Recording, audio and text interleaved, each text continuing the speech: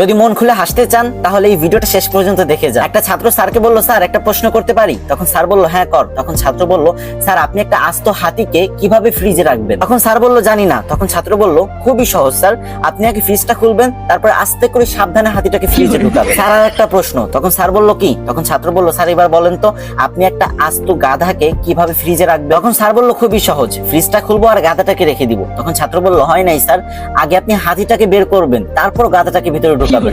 তখন স্যার বলল, আচ্ছা। তখন ছাত্র বলল, স্যার আর একটা প্রশ্ন, বনের সমস্ত পশু পাখি সিংহ মামার জন্মদিনের অনুষ্ঠানে অংশগ্রহণ করতে পারবে, কিন্তু একজন ছাড়া, সেটা? তখন স্যার একটু ভেবেচিন্তে বলল, মনে হয় বাঘ, কারণ সিংহ আর বাঘ একজন একজনকে দেখতে পারে না। তখন ছাত্র বলল, হয় নাই স্যার, গাধা, কারণ সে তো এখনো ফ্রিজের ভিতরে। তখন স্যার রেগে গিয়ে বলল, আমার সাথে মজা করিস তাই না? তখন ছাত্র বলল, না স্যার মজা করি না তো, আর একটা শেষ প্রশ্ন প্লিজ স্যার। তখন স্যার বলল, ওকে। তখন ছাত্র স্যারকে আবারও প্রশ্ন করলো, স্যার আপনাকে অসংখ্য একটা কুমির ভর্তি নদী পার হতে হবে, কিন্তু কিভাবে?